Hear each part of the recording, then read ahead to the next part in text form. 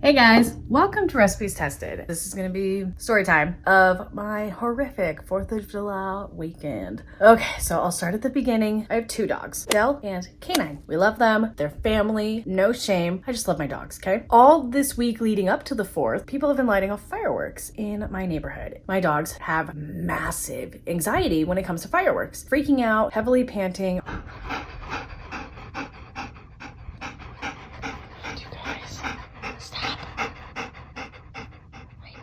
I know, it's just fireworks.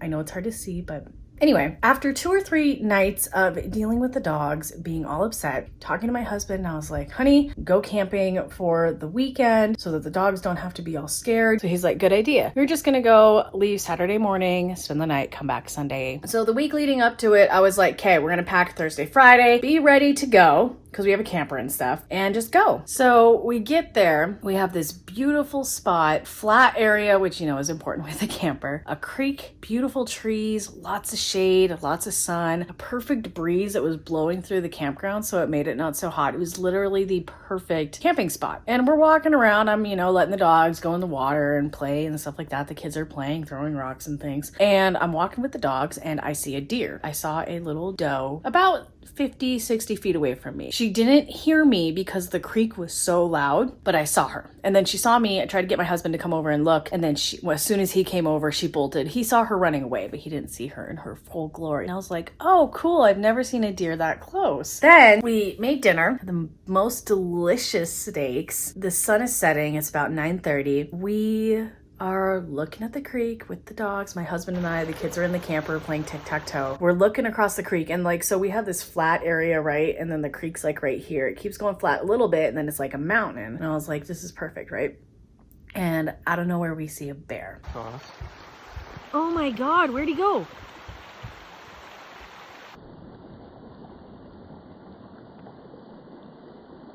The bear kind of like ran away up like this and then ran back down. That's what scared me, okay? So we go run in the camper and we always bring protection with us. So my husband got out his gun. He kind of like went in the truck and looked for the bear and he's like, bear's gone, bear's gone. But I was like terrified. I've never seen a bear before. My husband said she was about 250 feet, like close enough to me. And I told him, I was like, I'm not gonna be able to sleep tonight. I'm not gonna be able to sleep. We just need to go home. We've already seen a deer. We've seen a bear. He's like, if you wanna go, pack up and leave. Okay, we packed up the camper really quick. One thing you should know about my dogs, they love truck rides. They love being in the back of the truck. So we're driving home and we go through a small mountain town and get to one of the other small towns kind of close by that was doing fireworks.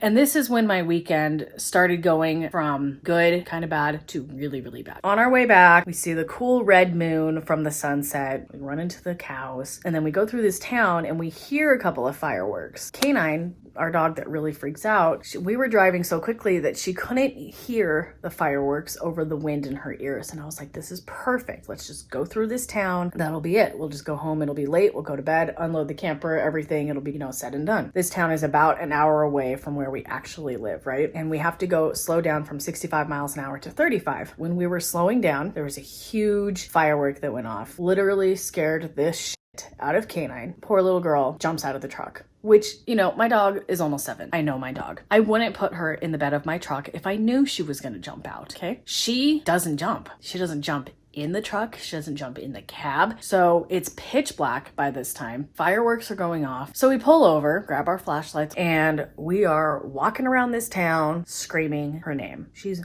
nowhere to be seen. We looked for 2 to 3 hours for her. Didn't find her. I'm hysterically crying, feeling like this is all my fault because I pushed for us to leave because of the bear. It comes around 12:45. I was like, honey, we need to go home. You know, both the kids are sleeping in the truck. We just need to take them home. We'll call people, post on Facebook, stuff like that, and find her in the morning. Get home. I think the only reason why I slept that night is because I was so exhausted from the day. The next morning, understandably, we were all very upset. Just like instantly felt a pang of guilt, sadness, and I was just literally crying all morning. I had posted Canine missing on Finding Rover, pictures of her explaining what happened because she might still be kind of freaked out. And I was like, honey, we got to go find her. We got to go back. Let's go. So we go drop my kids off at my mother-in-law's and then go drive an hour away, pretty much in complete silence between my husband and I, and go try to find Canine. This whole time I'm like trying not to cry. I hadn't felt this crappy and sad since I found out my mom died. Like, that's how hard this is how much of a dog person I am. My dogs are like family to me. And like, that's how it should be to me. Like, I was thinking the whole way, I was like, how do people lose their dogs and not go get them? Anyway, we get there and we're driving around where we thought she jumped out. Couldn't find her. We're walking up and down the highway, screaming her name in between cars. Cause remember, it's a small town. People just kind of pass through this town. So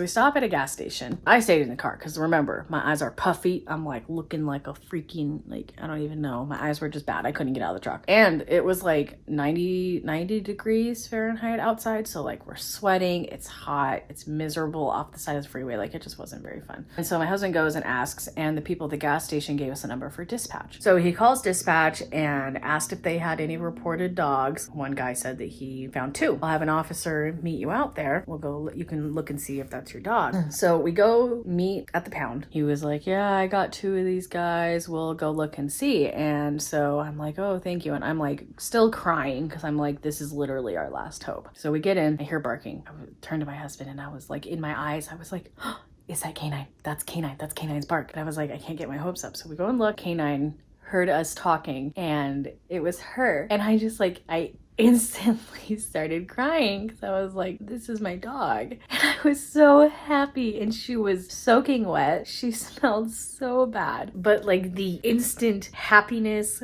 relief, everything was just like, I was so grateful to have her back. But she had she got road rash on her lips and a couple little nicks on her ankles, which I couldn't get a picture of. But other than that, she was fine. She didn't have any massive cuts. She wasn't limping or wincing in pain. I mean, other than the fact that she really needed a bath and she was obviously going to be very sore, she seemed to be doing okay. My husband and I brought her home, gave her a bath. She was exhausted. She still is exhausted. Gave her plenty of water. Yeah, so basically Canine's just been sleeping.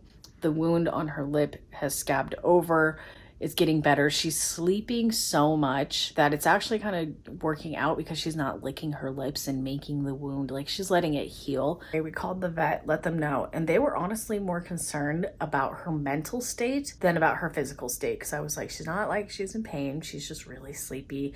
And they were like, as long as she's eating and drinking and she's still using the bathroom, she should be okay. The vet was like, she's probably really depressed because she's not used to being by herself. And I was like, hit the nail on the head with that one. And she needs to kind of regain our trust that we're not going to leave her again.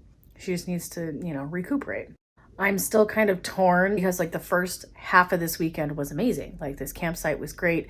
I got lots of pictures. We got to relax, have some fun. The dogs got to wander around and be free, not, stuck in our backyard. And it was a lot of fun.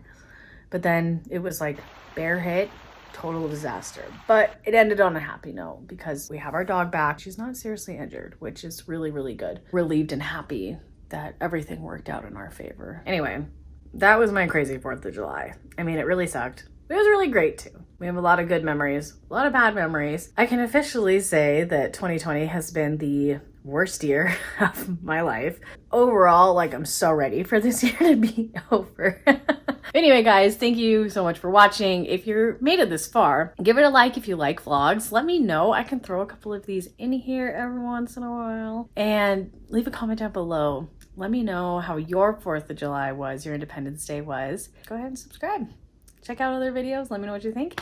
And I will see you guys with my next video. Bye. Hi. We're not going on a ride, but you love the truck. Come on. Oh, speak.